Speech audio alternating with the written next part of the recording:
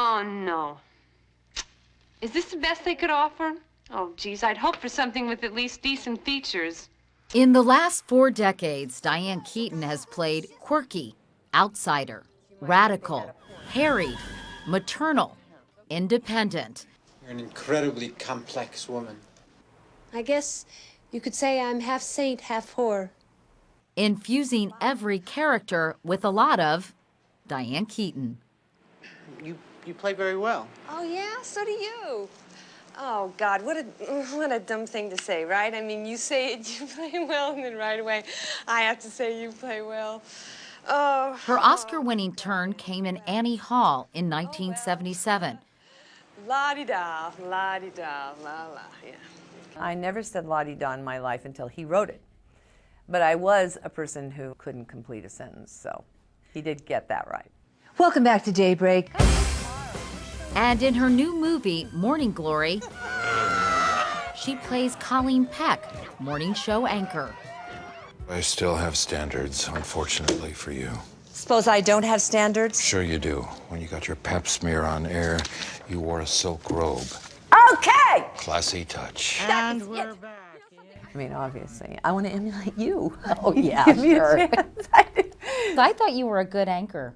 You did? I did. How about, though, the way I delivered the lines, though? A little dicey, because, you know, I lead with my personality, Diane's personality, and I feel like it's okay for me to have the run on, you know, in life, Diane. But you can't do that with what you do. You cannot. So I don't have to worry about you No, and you kind also of have to being be on my brilliant. heels? No, I'm not. I can't do it. Of course not, because the only thing she's really ever wanted to do is sing. I wanted to sing. I thought I was going to be a singer. And I did everything I could to be a singer. This is the dawning of the age of... And sing she did, on Broadway no less, in the musical Hair. She was 22. You know, singing. And, Do you have a good voice, by the way? Oh, yeah, it's great. No, of course not. Well, it must be But it was pretty good good enough. if you had fantasies Oh, of I had becoming a tons of singer. fantasies. Oh, yeah, tons of fantasies. I did have a little solo, and my song was Black Boys Are Delicious. Black boys are delicious, chocolate-flavored treats, licorice lips like candy, keep my cocoa handy. Yeah, so that's what I sang. I don't think I'm going to get any jobs singing anytime soon. I'd like to. I still have aspirations. Really? Yeah. Do you think I have a chance? I don't know, but I think being Can able I to try sing- again? Yeah, Give go me ahead. a shot. Yeah, knock yourself out, Diane. Go ahead. No. Somebody's watching. Oh my God. Yeah, somewhere. At the time, someone was watching. Woody Allen. Allen and Keaton would go on to form one of the great on-screen, off-screen partnerships of the 1970s. But first, Keaton would have to measure up, literally. I had a huge crush on Woody right from the moment I saw him. I was auditioning for Play It Again, Sam, and he was 5'7". You know, he was a relatively short. He is a relatively short fellow. So they put his head in and they measured us, and I got the part because I wasn't taller than he was. So you know, this is like the way it began, and he was hilarious. Now come near me, I'm warning you. He gets it right between the eyes. He'll do it. He'll do it. I've seen him shoot a nose. And in Keaton, Woody Allen had found his foil. Sucker. You don't realize that you've been dealing with one of the greatest minds you've ever seen. Yeah, and his isn't so bad either. Yeah. Take 1973's Sleeper. I just liked being his stupid sidekick. I loved it. He would say things like, "You can't even do a joke." And he's right. So he was very smart about it. And he would like have me set up the joke for him. That's what I'm good at. Being the idiot. Diane Keaton is the master of self-deprecation. But in truth, she's not unlike her character in Something's Gotta Give. You're a tower of strength. Oh. She's lived life on her own terms. She's always worked, never married, and didn't start a family until she turned 50. You know, I'm a late developer. Keaton says her mother, Dorothy, who died in 2008, encouraged her daughter to just be herself and go for it. It was unexpected guidance from a woman who represented domestic perfection. My mother was Mrs. Los Angeles. I know, don't know and if you- Mrs. Highland Park before Well, yeah, that, we can't right? forget that. I mean, that's a very moving thing. Your life is in such stark contrast to your mom's, who was sort of a domestic goddess, if you will. She was the kind of mother who was the great enabler. And she was always supporting me, every single thing that I ever did. I mean, we were partners. If Keaton's mom thought her eldest daughter ought to be in pictures, not everyone agreed. I would always fail because they would always say to me, "You're too kooky." And so you don't get the part because you're too kooky. Where And did they then get to that be idea? because I was a little off center. Oh, you're making fun. That's really not nice. Just kidding. Anyway, of course, just kidding. Then in 1972, The Godfather happened. Michael? That man over there is talking to himself. I felt I was miscast. This one time, I'll let you ask me about my affairs. Well, when you watched that movie, or when you watched it initially, did you still feel that way? There's the only thing I thought about when I saw Me, not the movie. The movie is absolutely brilliant. Was the wig is horrible. What was it like working with Al Pacino? Because you guys were involved in a Obviously, relationship. Hello. No, not then. Not then? No, but I would have liked it. I'll be frank.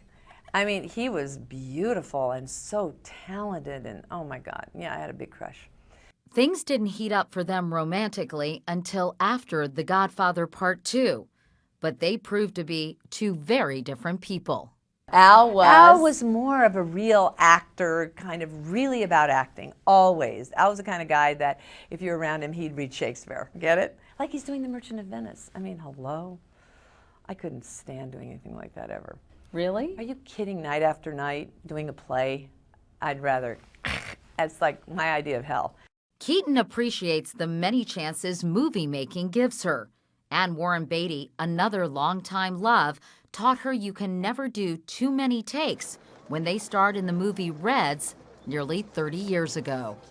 I don't know if you ever saw that train station scene, but we must have done that 64 times, and I only got it on the last take. So my feeling about a lot of takes is count me in, because maybe you're going to save me, you know? What is your relationship like with these people now, Diana? You know, do they stay in your life? Do you have friendships with these guys? Some. Woody is a friend. He's a friend. I saw him last night here in New York. I don't really see Al. I don't see Warren. But I have great memories of them, and it's fun to see Warren as a father and Al as well. Both people that you never thought of as parents are now parents. And you, of course, are a mom now, too. You have two kids, Dexter and Duke, right? Right. You adopted your first child when you were 50. What motivated you to do that at that point in your life? Well, it had a lot to do with my father's passing. Because I think, quite frankly, that I liked being a daughter. I really enjoyed being a daughter. I don't think I wanted to be somebody who could take those, parenthood on until I had to accept that I had to move on. Why do you think you never got married? I think that the reason I didn't get married was because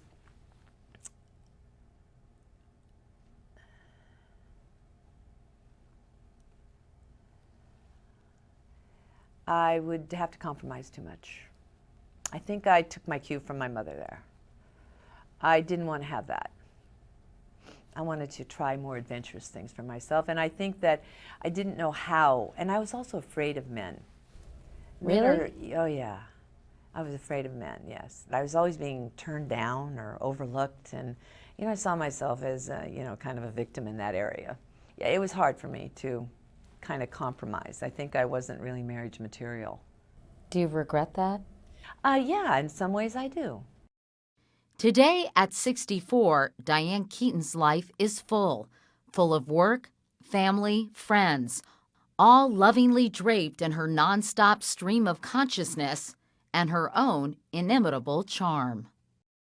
You still seem to have that insecurity thing and unsure of yourself. Yeah, it's in there. It's the DNA. But I'm going to fight it. I'm going to keep going.